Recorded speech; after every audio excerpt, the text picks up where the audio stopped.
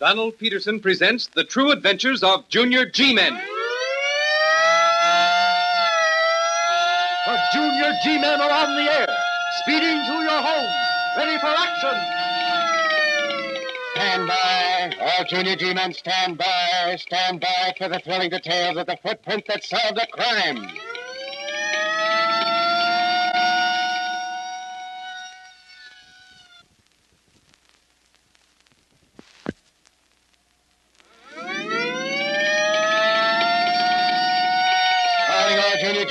Calling all Junior G-Men. Stand by for report of Junior G-Man Anthony Adams concerning... The footprint that solved a crime. Conclusion of report number 906 is given by Operator Anthony Adams of Weston. Well, shortly before Mr. Kirby was found murdered, he came to our apartment and told us he'd been receiving threatening letters, threatening his life, from someone called the Avenger. He explained that a long time ago, he and his partner, Ralph Graham, had sold worthless bonds. When the police finally caught them, Mr. Kirby managed to escape, leaving his partner to take the blame. After 2 years in prison, Graham died, and Mr. Kirby felt sure that the Avenger was a friend or relative of his dead partner. He was given a little suspicious of Mr. Daniels, the superintendent of the apartment house, and Willie Jackson, the general handyman, who's a little funny. Now, Mr. Kirby insisted that Dad help him find out who the Avenger was, and threatened to make trouble if Dad told the police. About an hour after he'd left, Mrs. Kirby rushed into our apartment with news of Mr. Kirby's murder. The police discovered only one important clue, a footprint in the flower bed under the window through which Mr. Kirby had been shot. It showed that there was a hole in the shoe larger than $50 and shaped like a heart. While Mrs. Kirby was being questioned, a policeman discovered a man trying to get out the back way. Dad recognized him as the man who came to our door earlier that evening and asked for Mr. Kirby. He admitted that he'd come to kill Kirby, but someone had beaten him to it. Well, nothing further happened until 2 days later. Mr. Daniels, who was busy mixing some cement right in front of the apartment house, and I came up to talk for him with a little... Hey, now look out there, Tony, that pavement. Oh, I'm sorry. What's the matter? I just laid that cement a few moments ago, and it isn't hard yet. Oh, I see. And I almost stepped in it. Is that it? Yes, that's it, all right. I don't want to go over it either. It's bad enough I've got to do this square over without you going over. Someone just about walked all over that one, didn't he? Holy cats. Now, what's the matter? The footprints. The footprints. Oh, the footprints. Yes, they're pretty bad, aren't they? Bad? Gosh, no, they're perfect. Perfect. Yeah, well, you wouldn't think so if you had to do that whole square over again. It'll take at least You don't understand. I mean... Well, go ahead. What do you mean? I'm sorry, Mr. Daniels, but I just can't explain right now. Well, if that's the case, Hey, say, wait a minute.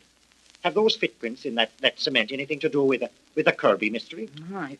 Please, Mr. Daniels, don't misunderstand me, but, well, I just can't say. All right, Tony, you don't have to. But if I'm right, if those footprints have something to do with the Kirby murder, don't get the idea I made them. I didn't. Those footprints were made by Willie Jackson. Willie Jackson? Your helper? Yes. He was here a while ago, giving me a hand with his cement work. However, he was more of a hindrance than a help. As fast as I got the cement smoothed out, he walked all over it. Gosh, Mr. Daniels, I don't know how to ask you, but, well, do you suppose you could leave that cement work just the way it is until my dad sees it? All right, Tony. The cement work stays just the way it is until your dad has seen it. And to make sure no one tries to mess around with it, I'll stay right here and see that nobody comes. And that night, after my dad came home from work, I took him out and showed him the footprints. He took a good long look at them, and then... Well, Tony, they certainly look like the footprints Detective Drake described. Right shoe, heart-shaped hole worn in sole, and... Well, what more can you ask? Then I was right to ask Mr. Daniels to leave the cement work so that you could see it? You certainly were. I was a little worried. Worried? Why? Well, I was afraid you might think I was being a tattletale. Would you call our detectives and G-men tattletales? Gosh, no. Well, then don't you call yourself one. You see, son, as long as you deliver the right kind of information to the right people, you're doing the right thing. And if that information helps to make this country a better place in which to live, well, you can be proud of yourself. But now look here, that certainly doesn't mean that you're to go walking into danger and getting yourself into trouble. That's the last thing I'd want you to do. Is that clear? Sure, Dad, sure. All right, then. That's about all there is to be said along that line. Right now, we Well, we'd better get over to headquarters with this information. Yes, I guess you're right about that, Dad. Do you suppose this will clear up the whole mystery? Well, that's something I can't say, Tony. I just don't know. Well, come on, son. Let's be getting along. I want to get back to the apartment before... There you are, Detective Drake. As soon as I saw those footprints, I felt sure they were made by the same shoe that left the print in the flower bed just below the window of the Kirby apartment. I see. And you, Adams, how'd they look to you? Well, just the way I imagined they'd look from the description you gave us. You're sure of that? Positive. Well, that just about settles it, doesn't it? At any rate, it's reason enough to have our friend Willie brought in for a little talk. Do you really think he's the murderer, though? Well, if he isn't, he's got a lot of explaining to do. Say, by the way, didn't you tell me that Kirby was a little suspicious of him? Yes, I did. And when I told Kirby that Willie only started to work at the Wilshire Apartments 2 weeks after he and Mrs. Kirby moved in, he seemed to be pretty sure that Willie was the mysterious avenger. I see. Well, it wouldn't surprise me if Kirby had him right. At any rate, we'll soon find out. I'll have Willie brought right in, and we'll see what we can... And this is what happened when Willie was finally brought about to headquarters. He was taken right into Detective Sergeant Drake's office. And then... Sit down, Willie. Sit down. Make yourself comfortable. Oh, thank you, sir. Thank you. That's it. Just act as though you were right at home. Why, you can even take your shoes off if you like. My shoes? Did you say my shoes? Yes, Willie, I said your shoes. Oh, well, that's what I thought you said. Well, if it's all the same to you, I'll just keep them on. Not afraid of losing them, are you? Oh, no, sir. It ain't that, only that... Well, what is it then? Well, I just don't want to take them off, that's all. Sure you're not afraid to take them off? Sure you're not afraid that they'll give you away? What do you mean? Why are you doing all this talking about my shoes? Can't you guess, Willie? Can't you guess? No, I can't. You seem a little nervous, Willie. What's the matter? Nothing's the matter, nothing. And if I am nervous, it's because you're making me nervous. Oh, I'm sorry, Willie. Very sorry. I didn't mean to make... What'd you bring me down here for, huh? To ask you about a man by the name of Ralph Graham. Ralph Graham? Nope, don't know. You're lying, Willie. No, I ain't honest. I don't know any Ralph Graham, and I don't want to. You knew Kirby, didn't you? Sure. You hated him, too, didn't you? Sure. He hit me once awful hard. I hated him, all right. Of course you did, and that's why you killed him. No. Then why did you kill him? I didn't. Stop lying. You'll tell the truth or I'll... I am telling the truth. Hey, what's got into you? All right, Willie. You win.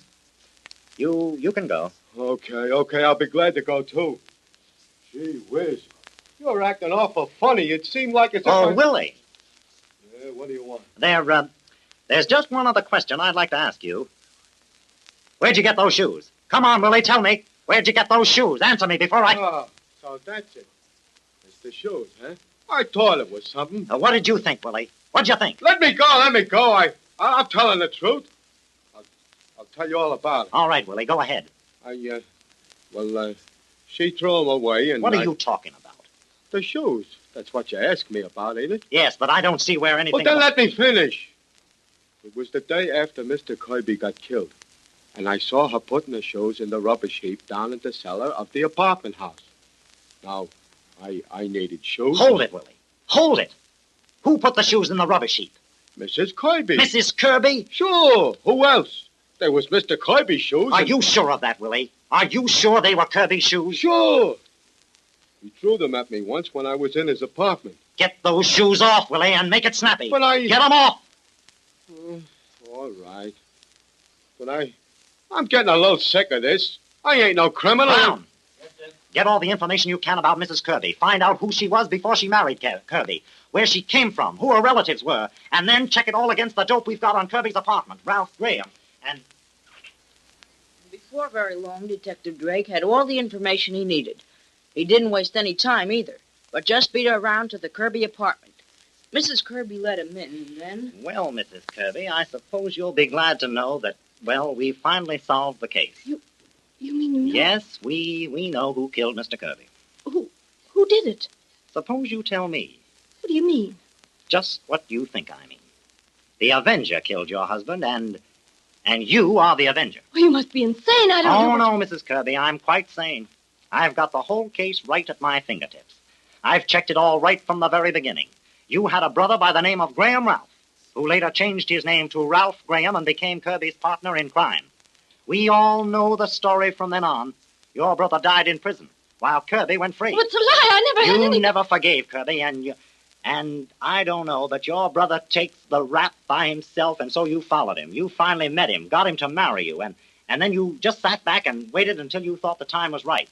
Then you killed him. No, you've got to believe me. I didn't You kill took a pair of Kirby's shoes, went out to the flower bed, and deliberately planted a footprint to throw the police off your trail and onto the trail of a mysterious man. Then you called your husband to the open window and fired the shot that killed him. You can't prove any of this. No, I can prove every bit of it, and I'm going to. You haven't got a chance, and you might just as well come... Oh, haven't I? Well, here's one bet you overlooked. You see this gun in my hand? Yes. Yes, I do. Well, I'm going to use it on you. Oh, no, you're not. You see, there's a policeman at the window right behind you, and he has you covered. Why, where is he? Well, you lied to me. There isn't any policeman there. No, there isn't, is there? My error. However, I have you covered now, and I'll just have to trouble you for that gun, Mrs. Kirby. The oldest trick of them all, and I fell for it. Yes, you did, didn't you? And now the gun, please. I hate to rush you, but, well, I'm rather anxious to turn in my report. It's quite a relief. When she realized it was hopeless to hold out, Mrs. Kirby finally confessed and cleared everyone else connected with the case. Well, fellas, that finishes my report. And I guess it just about proves that it doesn't pay to take the law into your own hands.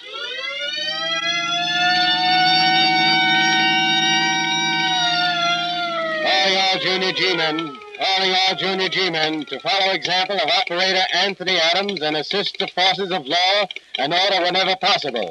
Flash, stand by for important announcement concerning the next broadcast.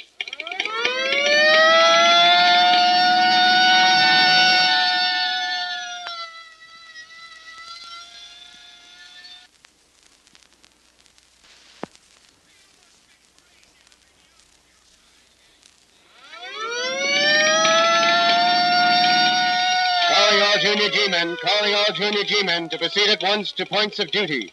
Calling junior G-man Jack Rogers to report to Director Donald Peterson at the next meeting on this station to give detailed report concerning... the mystery of the bronze idol.